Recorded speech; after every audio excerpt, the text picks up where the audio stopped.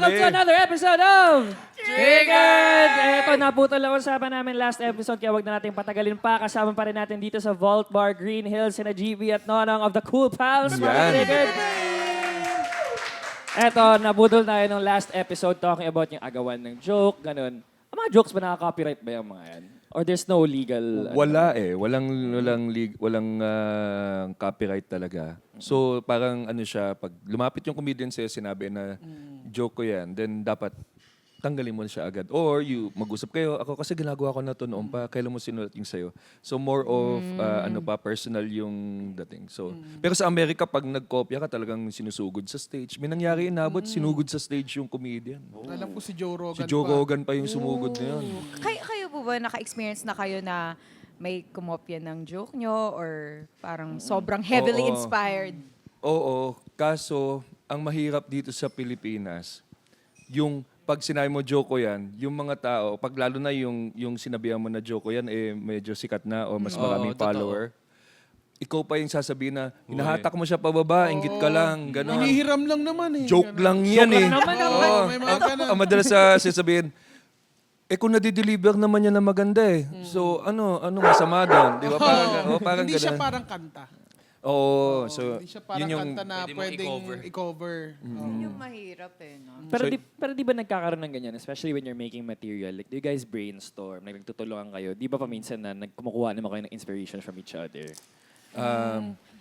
Minsan yung support namin sa bawat isa. Minsan pag may nanonood kami or may naisip kami tungkol dun sa joke niya, minsan nagbibigay kami ng kung ano yung pwede niyang gawin. Parang Critique ganun. na lang, critique. Parang ganun, nagtutulungan din kami. gawin mo to, Gawin sa mo to. katoto. Yes, baka madagdag mo pa to or pwede mong dalhin sa ganito. Yeah. Yun, Pero ganun joke yun niya na yan. yun. Pero joke sa kanya na yan. So, sa amin kasi, pag open mic, mag-open mic ka, tapos after mo bitawan yung new joke na nasulat mo, tapos pag milalapit sa'yo, parang narinig ko na yung joke na yan somewhere else. So, pwede mo na siyang pigilan agad or i-correct doon pa lang sa open mic. Tapos may writing group din, popost mo yung jokes mo doon. Meron na bang may joke na ganito? Kasi minsan, yung mga mabababaw na topic, like, kuwari, drugs, sex. Mababaw? Ibig sabihin, Madali Baka high, ganun. Hindi, siguro ibang term. Overused. Overused topics like sex, drugs, ganyan, or relationship, comparison ng babae at lalaki. So pag nag-isip ka ng joke about that, talagang may chance na may kapareho ka. Kaya the best way to go din talaga is personal experience eh. Kasi ikaw lang naka-experience. Pero minsan nga, personal experience, may kaparehas ka pa. Oh, may mga universal experience eh. Naalala ko yung nung nagsisimula ako, may joke ko na parang sobrang matandaan na ako na parang pag naliligo ako, hindi ko alam kung nag-shampoo na ba ako. So magsha-shampoo ako ulit. Kasi hindi ko alam kung nag-shampoo. Tapos meron palang comedian na sa Amerika na nakagawa na ng joke na gano'n. Kasi nga, sobrang common experience niya. Katulad yung sa cellphone din. Sabi ko yung bagong cellphone ngayon, hindi mo pwedeng ibalibag, no? Kasi masyado na siyang mahal. Hindi katulad dati, pag galit ka, di ba, babagsak mo yung telepono. Ayoko na sa'yo! Pak! Ngayon, mahal na. Hindi mo pwede. Oh, ganito nangyayari. No, hindi mo maiwan kasi hindi pa bayad yung phone. Tapos meron ng comedian from abroad na gumawa nun. So, yun din... Na-call out po ba kayo? Hindi naman. Paano nyo po nalaman na meron? Hindi. Meron din magsabi na parang similar. So, tatanggalin mo siya. Masakit kasi hindi mo ninakaw. Oo, di ba? Hindi, sinulat mo talaga siya from experience. Tapos din meron kang kapareho. So, yung gagawin mo sa comedian, bibitawan mo siya. Hindi mo na siya gagawin. Oo. Kasi yun din yung masakit. Pag nag-start ka na comedian now, is that ang rami ng comedians before you. So, kailangan mo talagang humugot somewhere na makakuha ka ng original material. Yes. Ang hirap mag-drop, no? Ang hirap mag-drop. Oo, ang hirap kasi, lalo na kung Alam mo, ikaw. nagawa mo na. Yung part na siya ng set mo. Oo, tapos nakakatawa na siya. So, medyo mahirap. Pero kailangan mo lang din tanggapin. Tsaka isipin mo na lang na may darating pa. Oo, may makakasulat ka pa rin ng bago. And also, like, may ibang tao rin na siguro kailangan mag-drop because ginawa nyo na yung joke na yun na galing din naman sa inyo, Drain up di ba? mo, may gumawa pa ulit. Sayang. Oo Bakit nga. pala ginawa Yun mo? yung masakit. Tinuloy mo na lang. Pero ito, tatanong ko nga din sana, kung kayo ba, have you ever taken maybe, like, hindi naman joke na kinopya nyo talaga. Or maybe a concept. Or kayo na-accuse kayo na... Or na-accuse na ba kayo ever? Yes, oo. Copying? Yes, may sabi. Kapag kayo itong joke mo, gano'n, di tatanggalin ko. As simple as that. Oo. Kasi kilala mo yung sarili mo as a performer. Nagnakaw ba talaga ako?